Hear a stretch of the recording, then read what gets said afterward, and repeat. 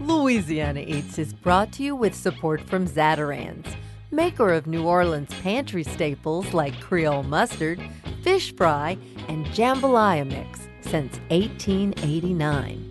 Recipes and more at zatarains.com.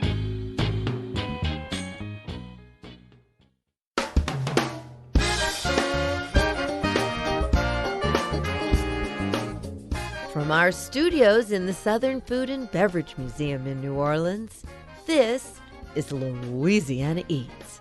I'm Poppy Tooker. One thing is certain about New Orleanians: we don't like change. After all, this is the place where you can dine at one of several restaurants over a century old, where the trout meuniere looks and tastes exactly like the first you were ever served, perhaps dining with your grandmother decades ago. And best of all, it's highly likely that the same waiter who served you and your grandmother will still be there to take special care of you. That just doesn't happen in other places. Yet, despite our love for tradition, things do change here. So this week's episode is dedicated to all the things we love that just ain't there no more. Harry Batt and Katy Danos join us with memories of Pontchartrain Beach, the amusement park founded by Bryan's grandfather that entertained generations of New Orleanians for over 50 years. While we're mourning the loss of all that fun, we'll celebrate the rebirth of Hubig's pies, a beloved treat that's been missing from the scene since a tragic fire in 2012. We're taking a delicious trip down memory lane on this week's Louisiana Eats.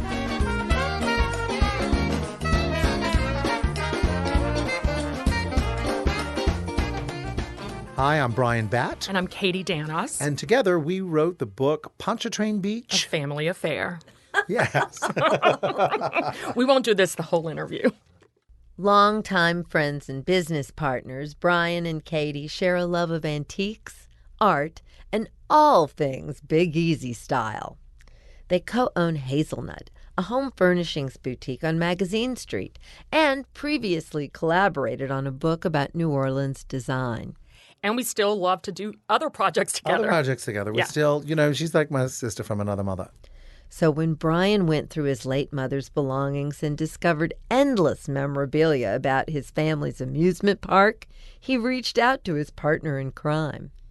Together, they researched and wrote Pontchartrain Beach, a family affair. We really enjoyed the process of doing it really full on together. We holed ourselves up in Katy's home and did it. It was something. Joining us in the Louisiana Eats studio, both Bryan and Katy shared what they learned about the Batt family's beachfront amusement park. We began with its founding in 1928 by Bryan's entrepreneurial grandfather, Harry, who started his career working in the family's humble ice business. Like I say in the book, my grandfather was an iceman and he overcame it. He was a visionary. Right. And he was resourceful. And and persistent. And like one of my favorite things we discovered, he said, what was it? An obstacle is just an opportunity. Right. The story goes is one time he was delivering ice on a horse-drawn carriage, going down St. Charles delivering ice, and on the other side he saw a refrigerator being delivered on a Model T and said, whoops, I got to get out of this business. Now, I don't know if I believe that he would ever have been happy and fulfilled just being the Iceman. No. I think he had a personality for entertainment. Well, he wanted to go to Hollywood. Right. He wanted to move to California and try to get into the movie business. And it was my grandmother that said, no, you don't. You have a child and a wife and another one on the way, or, around that time. Right. And she also said, your hair's thinning and look at your nose. Oh.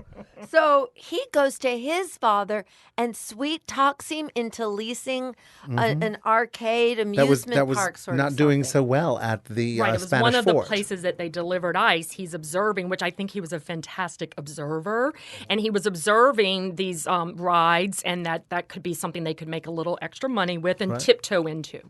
I was fascinated by that. He acquires, at that very start, the caterpillar, the flying scooter, The bug. the Bug. bug. It was the The bug. bug That the bug stayed remained forever. the entire time. It was really the Chicago World's Fair in 1933 that sort of changed your grandfather's world vision. I think so, because that was a major, it changed a lot of people's visions. It was a major World's Fair where they were showing new technology, and they presented the Zephyr there. Which was and a bullet, very fast train. Right. And also, that fair was built on reclaimed land in Chicago. So he was seeing the what could be done with land with a different way than its original use. My grandfather said we will take sand in from Florida, right, from the Gulf Coast, and make a beach. And there'll be a recreational spot, and I will make a world-class amusement park. World-class amusement park. Swamps don't always have to remain swamps. I love the fact that he kind of fell into the 6 or 7 rides, and then he decides, I'm going to get myself to the World's Fair in Chicago, and I'm going to learn everything I can. He did the work. He put the work in. And he only had an 8th grade or 9th grade education. At Pontchartrain Beach, you'll have fun every day of the week. You'll love the thrilling ride, laugh till you slip inside. Pontchartrain Beach. There's a whole world of fun awaiting you at fun-filled Pontchartrain Beach. Your grandparents, they just seemed to be destined to be together because he was a showman, but she was even born on New Year's Eve, which sort of gave her a big reason for a party. I was fascinated by Marguerite because they married young, Very young. 16 and 19 or 16 and 21. Yeah. But from the get-go, she was game. She went back and forth to the Spanish fort. All of her sisters worked at In the the beach. business, yeah. And whenever he traveled, Harry went to every World's Fair, every local fair, regional fair, across to other international fairs, and she always went with.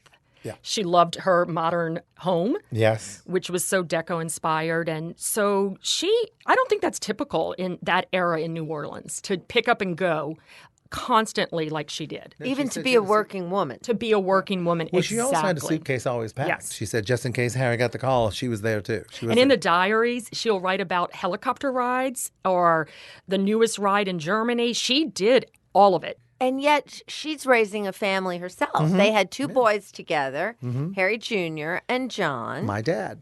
And there was really a serious family work ethic going on because everybody worked in the business. Harry had a very strong work ethic. I mean, it was your mother and your Aunt Faye. and Aunt Faye that begged for the first time for the men to have a day off during season. Yes. During season, they worked 7 days a week from 10 o'clock in the morning till 1 o'clock at night.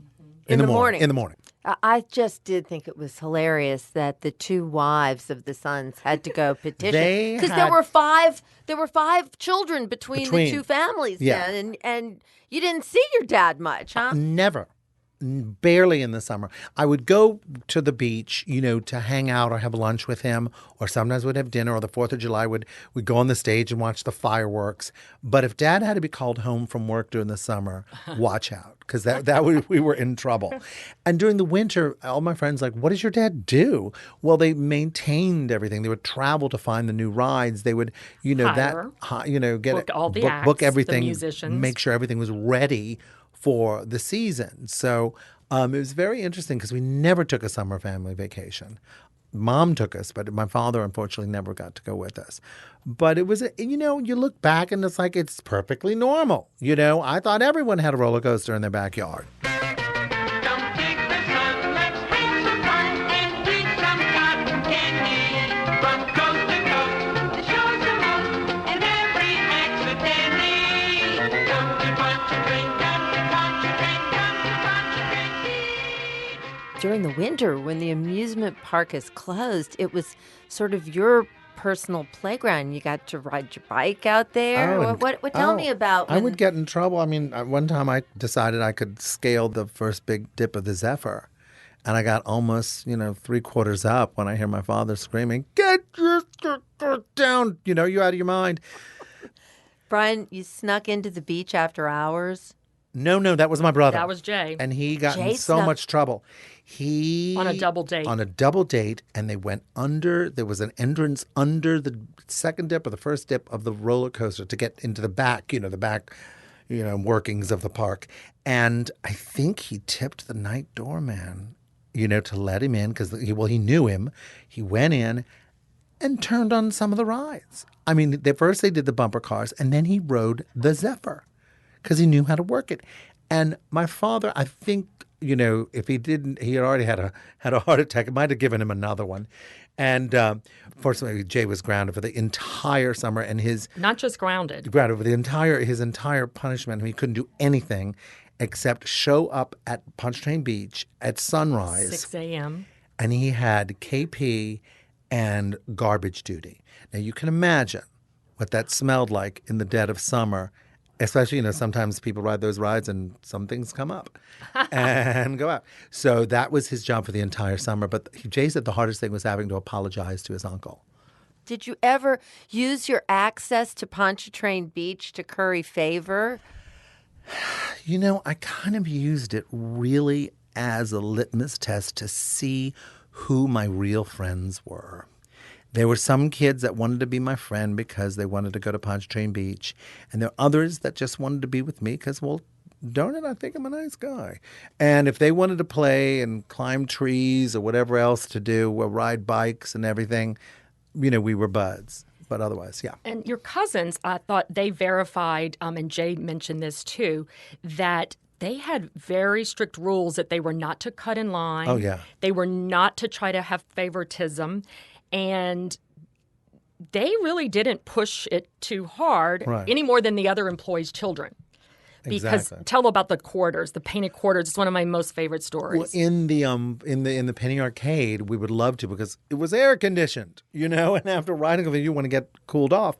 But we love to play the games, and they would take quarters, and mine were red and Jay's were blue. They would paint them so they could keep track of what was the actual money going in and out. And same for some of the some of the employees' children would get to do that too.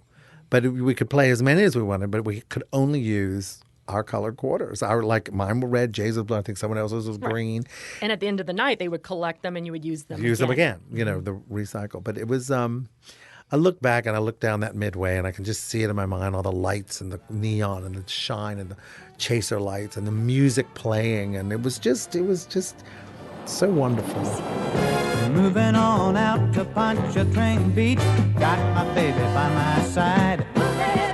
Moving on out to Pontchartrain Beach, got to dig the games and ride. After a break, Bryan Batt and Katy Danos continue with Pontchartrain Beach memories. Louisiana Eats returns in a moment. Moving on out to Pontchartrain Beach, get it all together there.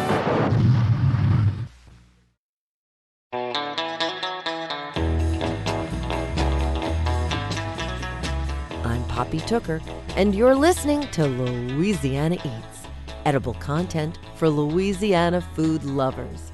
Louisiana Eats is brought to you with major support from Camellia Brand, Beans Done Right, a New Orleans tradition since 1923, and from Ralph's Redfish Grill, home of the award-winning barbecue oyster poor boy and 9 varieties of fresh Gulf fish caught and served daily. Lunch, dinner, and private events at 115 Bourbon Street in the French Quarter.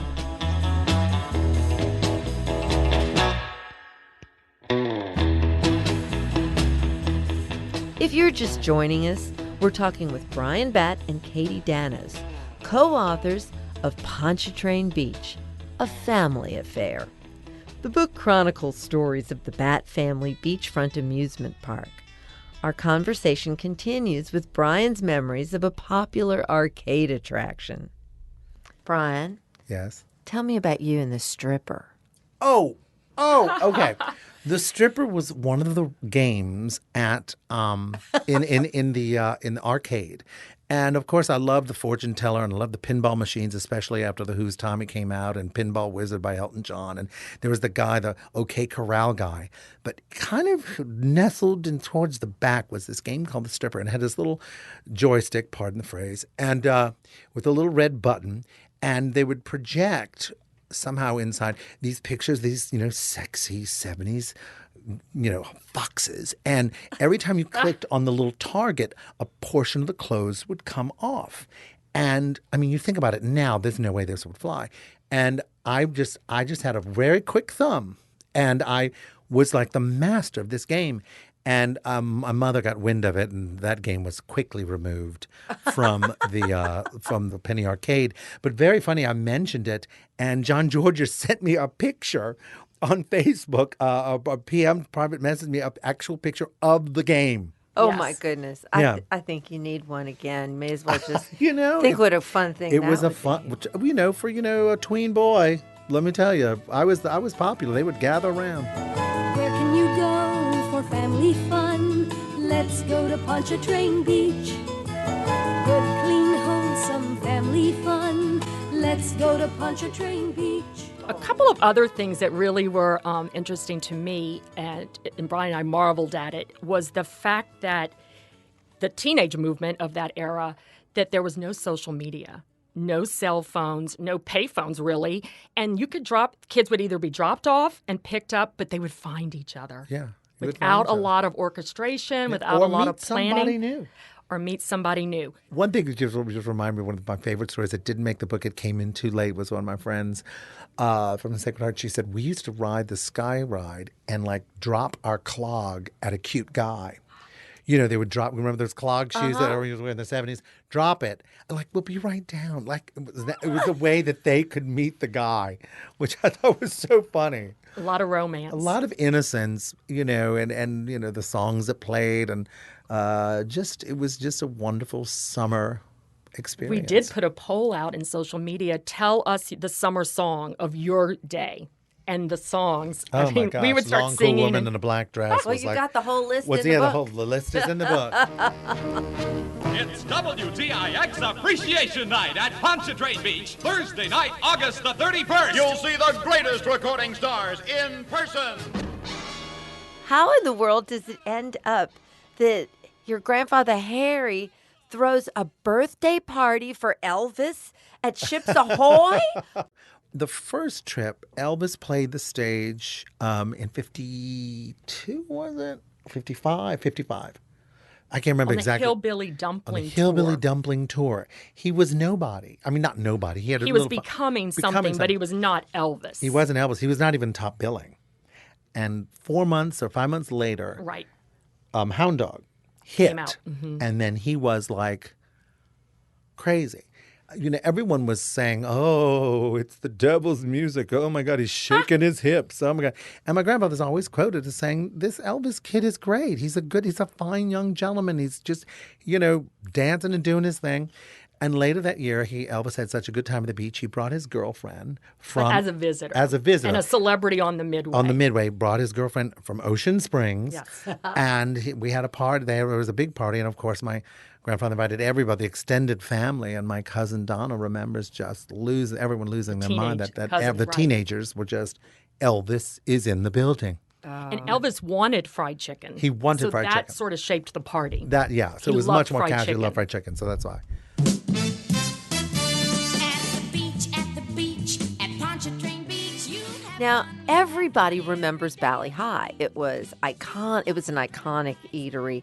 Tell me what you believe are the important stories about Valley something High. that was a big impact on my thinking was the fact that Harry was ahead of that type of craze that really was in California. And in New Orleans, we're so traditional about our classic restaurants, Antoine's or Galatoire's as an event. Especially at that time. Especially at that time. And it was those are the places you would go for big events. But just like he was always ahead of the curve or on trend, and he created this swanky, very different, come all the way out to the lake experience that was nothing. There was nothing else like that here. And it really was the cocktail set and wedding events, proms, dates. It was the place. The place. It was a very, very, and it was also great because exotic. The parents could drop their kids off, and then they could sit in and have these crazy cocktails. And some of the ingredients you cannot get anymore because I think they're illegal. But it was a wonderful, escapist, beautiful place. I believe if you're anyone like us who are born and bred in New Orleans, who grew up with Pontchartrain Beach, you have almost a visceral reaction when you go through the pages of the book because it brings back things that you've forgotten, childhood memories. It's very funny. People come up to us now saying, well, why didn't you call me about my Right. story? And I'm like, I don't know you. How would I have known? But we had it all over social media. I think, Facebook and Instagram and everything. But there are these other websites and all these other, tributes to Pontchartrain Beach, and we put it out there. If you have a story or, or some interesting tidbit that you'd like to share, and people really did reach out. And one of my favorite things is that they're all positive. Thank you all so much for taking us on this summertime trip down memory lane. Thank you. Thank you so much Thank you. for having I'll us. go down that trip anytime with you, Poppy.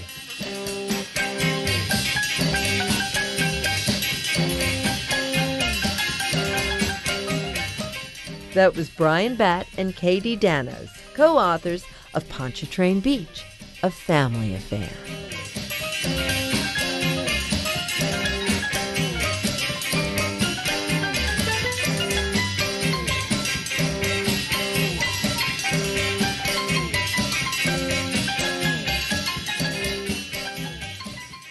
My name is David Cappello, and I'm the author of The People's Grocer, John G. Schwegmann, New Orleans, and the Making of the Modern Retail World. There are many buildings across New Orleans that still bear the names of forgotten businesses. Though some of the signs that once read Schwegmann's are long gone, the city's original grocery empire is not forgotten. David Cappello's biography of John G. Schwegmann paints the portrait of a grocer who helped to create the modern supermarket. When John G. took over his father's simple food store, people began making groceries in a whole new way. David reflected back on these early times at Schwegmann's. Well, those were unique days in the grocery store business. It was completely different than it is now. There were no real brands. There was just barrels and bags and such things for commodities, and people had to come and bring their own containers and walk to the store and walk back to their homes. And when they got to the store, they were just waited on individually by a clerk. When John G. took the reins and opened his first giant supermarket in 1946, the experience of shopping was quickly modernized to keep up with post-war development across the country. It was a very well-done store, and it was highly successful. And he ended up managing the store on Piety and Burgundy for almost half a century, 50 years. That's practically an eon in retail years. The loyal shoppers of Schwegmann's had plenty to get used to as John G. transformed the grocery store business. David tells us a story about one shopper's reaction to the changes. How am I supposed to get around this puzzle garden? I want you to wait on me. There's no way I can find anything. And he handed her a bag and said, well, you're on your own now. And she said, no way am I going to do this. He's like, well, that's fine. And he took the bag and got all her things and came back and said, okay, here's your price, and I'm adding 10% service charge. And then she threw a fit. And from then on, it was self-service after that. When John Schwegmann opened the first Schwegmann Brothers giant grocery on Airline Highway, not only was it really giant, it was filled with amazing innovations, including an air-conditioned bar located in the front of the store, where dads could cool their heels with a cold Dixie beer while Mom made groceries. He had the cheapest highballs in the country, apparently. Oh, really? And a lot of the locals would go out to Schwegmann's to get away from the tourists because none of the tourists could even conceive, like you said, that there was a bar in a supermarket. Along with being able to imbibe while making groceries, customers would often come across the store's live inhabitants. Yeah, they used to have live animals that they would render for the customers. And John Francis, the son, would come in to work on a Sunday morning or whatever while no one was in there, and he could hear the bullfrogs chirping all over the store. Was this on airline? Yes. The bullfrogs were saying knee deep on airline. Yes. It adds to the exoticism. All of that and a cold beer right in the store, too. Beer and oyster shell parking lot and all sorts of things. Schwegmann's was truly one of a kind. At the height of his success, John G. Schwegmann did something most titans of industry would never do. He became satisfied with his lot. Yeah, that's one of the great mysteries and great inspirations behind this whole Schwegmann story, is that you don't really hear about that anymore these days, about deciding that you've made enough money. After making his fortune, Mr. Schwegmann set his sights on two other lofty goals, becoming a local politician and traveling the world. He began to share his philosophical and worldly discoveries with customers through his grocery store ads. Where instead of just having a weekly ad that promotes his bargains at the store, he starts talking about his political beliefs and his morality and just whatever is on his mind. Now, he started world traveling. He had a passion for travel. He loved going on steamship voyages to Europe and eventually all over the world. So when he first started doing this, he decided to publish in his supermarket ads these kind of extended blog posts telling about his fantastic travels to Europe, and goes through like 10 different countries and talks about everything that happened, and very entertaining. At this time, John G. Schwegmann stepped back from the business, just as his son was poised to take over. Unfortunately, the changing consumer landscape signaled the decline of the stores. Well, it took a lot more time than that to unwind. It didn't unwind overnight, and the thing about it is I think he kind of lost focus on his stores, and so when the time came for John, his son, to take over the stores, they were not at the optimal tip-top peak, and he really couldn't go on. And at that point, his son took over. His son, who had been groomed to take over. He'd been in the store with the bullfrogs since he was 10. Yeah.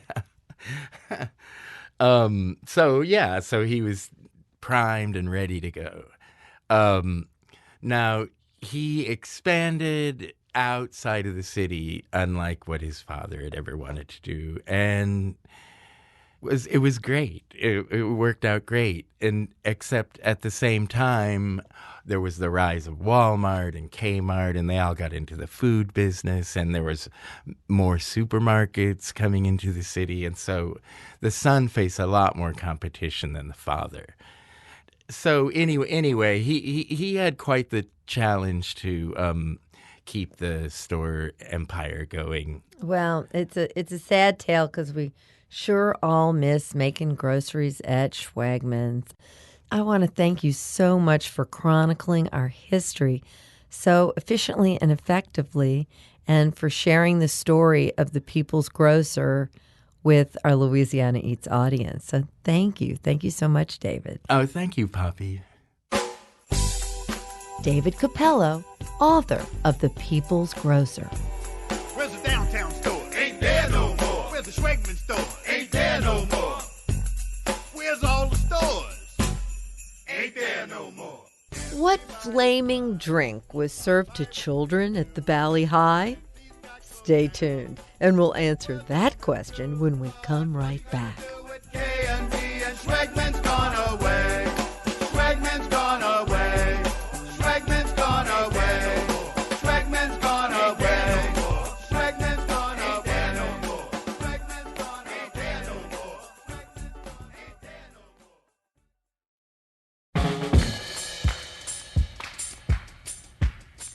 I'm Poppy Tooker, and you're listening to Louisiana Eats, edible content for Louisiana food lovers. Louisiana Eats is made possible with major support from St. Tammany Parish Tourist Commission.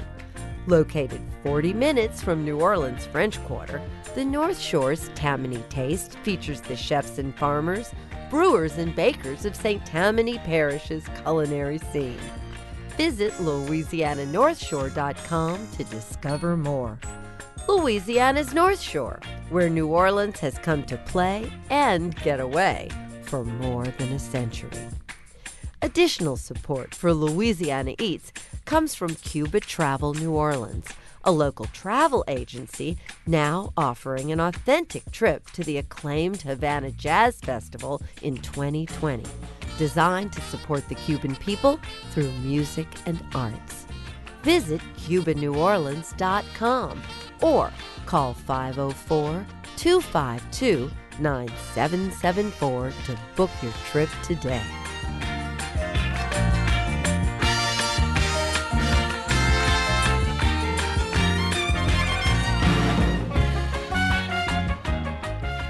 Here's this week's culinary quiz question, brought to you with support from Popeye's Louisiana Kitchen. What flaming drink was served to children at the Valley High? It was the Flaming Zorro. Harry Batt didn't want the grandchildren to miss out on the fun, so he filled a giant tiki bowl with non-alcoholic fruit juices and then soaked half of a lemon in 151 rum and sent the entire affair flaming to the table. Of course, New Orleans children had their own flaming drink at the Valley High. I'm Poppy Tooker, and a Flaming Zorro makes for good Louisiana drinks.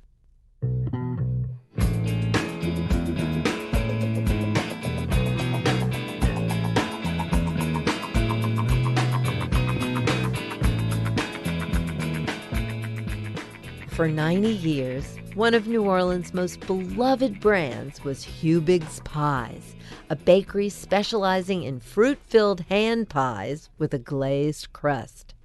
Available everywhere from gas stations to grocery stores, locals had their pick of flavors like apple, lemon, cherry, and sweet potato. Each pie was wrapped in crinkly white paper, emblazoned with Hubig's portly pie-toting mascot, Savory Simon. Founded on Dauphine Street in the Faubourg-Marigny neighborhood, the bakery managed to survive the Great Depression, World War II, and the floodwaters of Hurricane Katrina. But after a devastating fire in 2012, the company faced an uncertain future.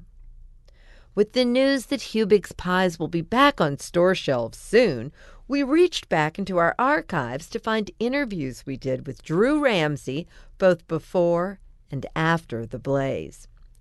Drew is the third-generation owner of Hubig's, and when we spoke to him in 2011, he gave us some history behind the brand.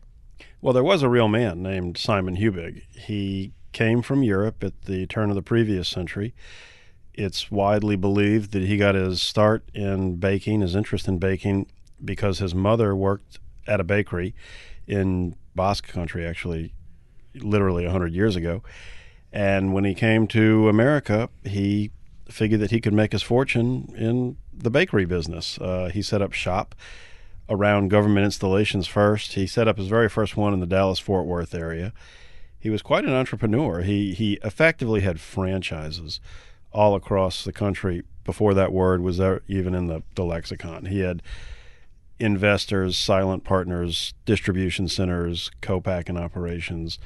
I mean, we have one little bakery in the Marigny that is hard enough to keep going. You know, we do production and we do distribution. I couldn't imagine riding the train to do the end-of-the-month inventory. But we are the only one left that has the name Hubig's. They all failed for different reasons. The Great Depression hit, and then World War II came, and they all failed except ours. Well, thank goodness. Well, where would New Orleans be without Hubig's? And everything's baked fresh right there absolutely. on Dauphine Street, Absolutely. right? We keep no inventory. Wow. give me a for instance. What's the production like on those little hand pies? How many of them a day, a month, a year? Well, it varies by day of the week and week of the month and season. There are certain days that we just simply know we're not going to do well. We don't compete so well against free. When the Easter Bunny candy is out, our impulsory snack item perhaps suffers a little bit. When the Halloween candy is out, we don't have very good sales. But there are other times that we do very well. It's kind of funny. When there's a storm in the Gulf, people run to the hardware store and people run to the store, and I guess they view us as comfort food, and we do very well when the threat of the hurricane is upon us. But if I had to give you an average, it would be somewhere between 25,000 and 35,000 pies a day.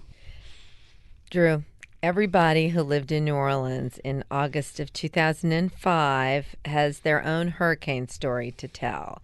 And I was wondering, would you tell us the Hubig's Pie Katrina tale? Well, I don't know if there was one Hubig's Pie Katrina tale, but I will tell you that if it could have gone wrong, it did go wrong for us. You know, our building, our actual bakery suffered. The roof opened up.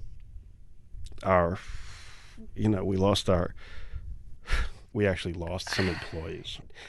But we make our pies the day before we deliver them, and our delivery day starts at about 3 a.m. So we have to anticipate what the market's needs are going to be for Monday morning, example. We cook on Sunday so that we have pies to go out at 3 a.m. on Monday morning. And if we bailed every time they said there might be bad weather tomorrow, we would have missed a great many sales days. We did make pies that Sunday. We were making production.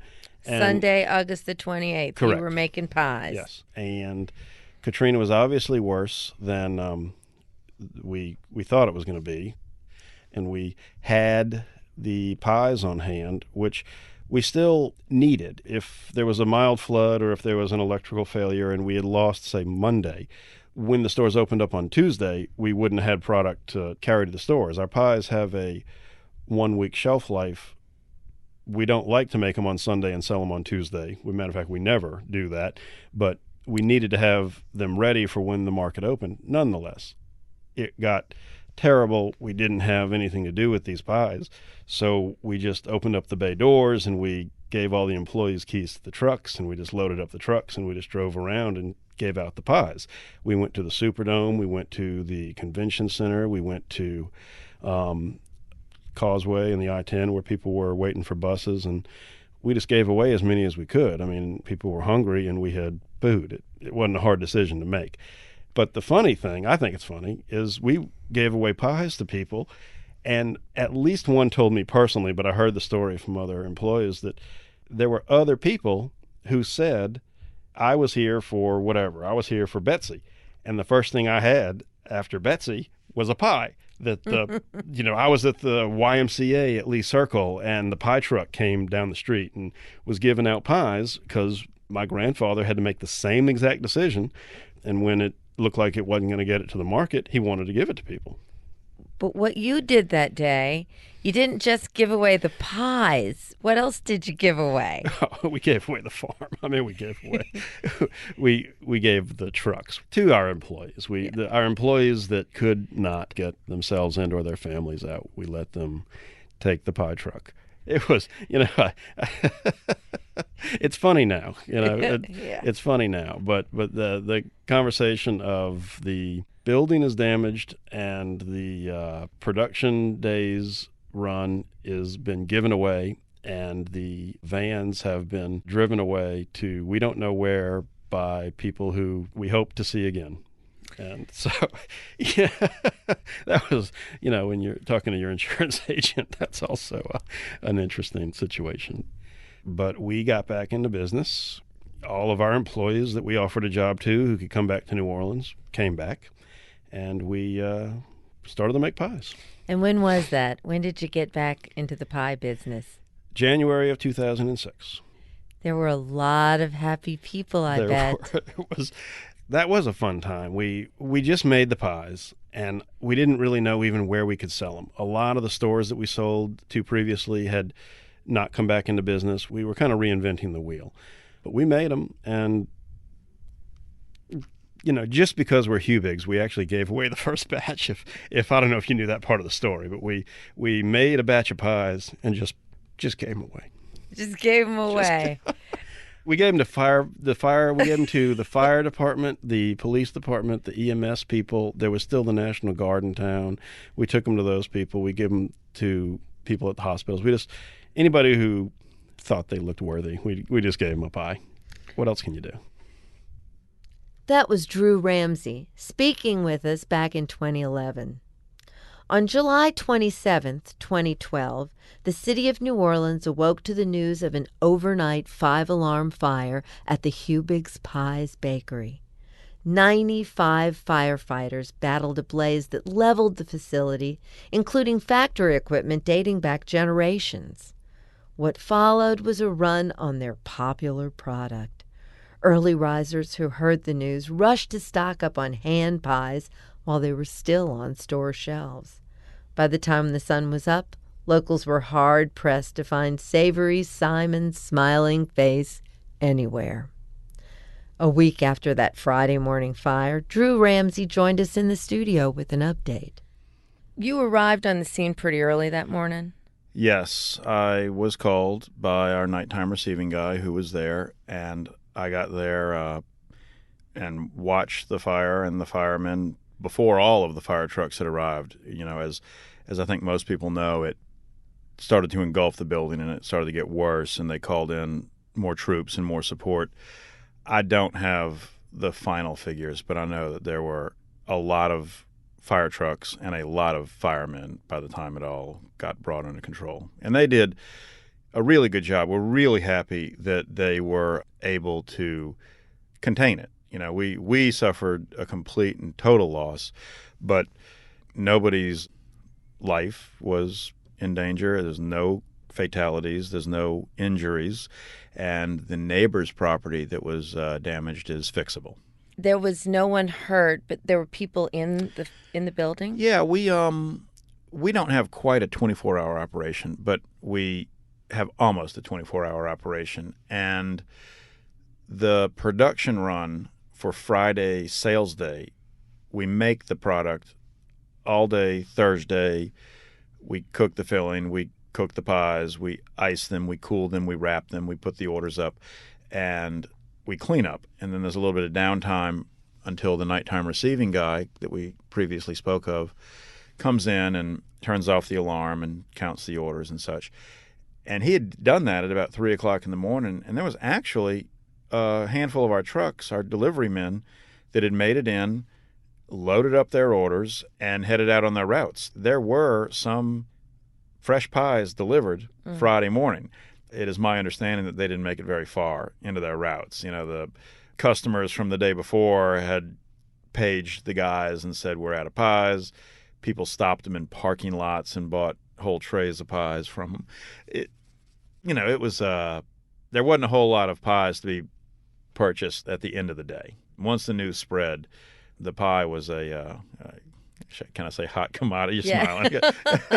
Well, it certainly is even more of a Louisiana icon than it ever was before.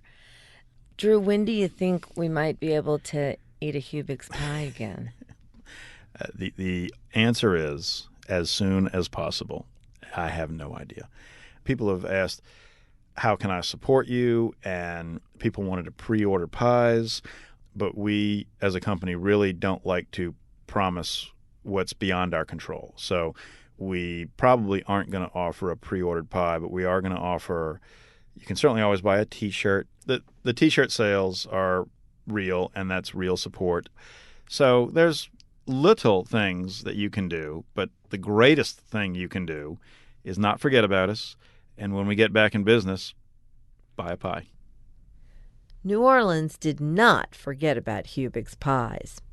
As Drew began rebuilding, his company was buoyed up in part by locals buying Savory Simon merchandise. When we spoke again in 2013, Drew explained how the community came together to support him and the business. Well, it's truly unbelievable, and it was the silver lining in all of this is the thoughts, the prayers, the well wishes, the notes, the pats on the back, the hugs. obviously, people had a very high opinion of Hubig's pies, and that means a lot. Tragedy of this level, catastrophe, would be devastating, I think, to any employer, any business, any family business in particular, and it was so for us. But when people showed up at the scene of the fire, afterwards, people bought T-shirts. The Po' Boy Festival let us set up a little booth. People came up to get a T-shirt, take a picture, tell us about how much they enjoyed the pies and that they had them at their wedding party, or people sent them to their child who was serving overseas because that's all they wanted, or something like that. Just the sheer amount of outpouring of support was truly touching. Well, you already had a website that was up and running with merchandise on it. And obviously, people all over the country didn't realize that if they went online on your website and bought pies, they weren't going to be getting any pies. The morning of the fire was a Friday. And, they summoned us. We went down there, crack of dawn, in time to see the building fully engulfed and collapse. Getting to the website was not the top priority. And by the time we did, there was an unbelievable amount of pie orders. And we had to contact each one of those people and say, we're sorry, it's not possible right now. But the response you got from those people was kind of sweet in and of itself. It was very sweet in and of itself. It was, keep the money. You need it more than I do right now. It was, don't worry about it. Send it to me when you can. It was, whatever's easier for you, even when there was a price discrepancy, not in their favor. Just people were unbelievably generous and unbelievably understanding. And then you created an employee fund, and that's where the money went. We try to get everybody a refund. We try to swap out merchandise for people. There was a lot of vendors in the city that wanted to put a Hubig's Pie T-shirt on their shelf or do something for the cause. I'm actually reluctant to start to list all the ones that have done that because I know I'm going to forget somebody. But the Dirty Coast T-shirt shop, Flirty Girl. You got to love Flirty Girl. Gotta love her. Belladonna had a day at the spa, and they gave a percentage. Again, an unbelievable amount of outpouring of support. And we started a little fund called Friends of Hubig's, and the money raised through those efforts was put into a fund, and we were able to get some money to the employees. Well, thank you so much for doing this interview. And I am so thrilled to know that it's going to all be okay.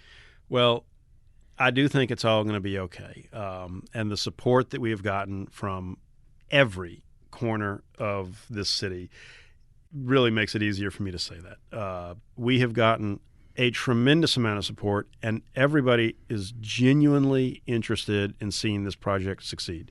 And that makes life a little easier. Third-generation owner of Hubig's Pies, Drew Ramsey, speaking to us in 2013. After a long hiatus, Hubig's Pies is now finalizing the location for a new facility in Jefferson Parish. Production is set to begin in 2020. I was feeling nostalgic for the days when my thoughts slipped onto my head from the ceiling. I remember the feeling. That's it for this week's edition of Louisiana Eats, edible content for Louisiana food lovers. Catch up on previous editions and hear all about upcoming special events by visiting poppytooker.com. You can find videos, recipes, and even order cookbooks there. Louisiana Eats is made possible with major support from Popeye's Louisiana Kitchen, Zatarain's, and from Camellia Brand Beans and the St. Tammany Tourist Commission. Additional support for Louisiana Eats is provided by the Palace Cafe, home of the Weekend Jazz Brunch, featuring a build-your-own Bloody Mary bar, located in the historic Orleanian Music Building on Canal Street. Original theme music composed by David Pomerleau and performed by Johnny Sketch and the Dirty Notes. Big thanks to senior producer Joe Schreiner and special projects manager Reggie Morris, and to our business manager and social media maven, Maddie Mullidew. Come visit us anytime in our Louisiana Eats studios at the Southern Food and Beverage Museum. We're on Instagram and Facebook too. Louisiana Eats is a production of Poppy Tooker Broadcasting.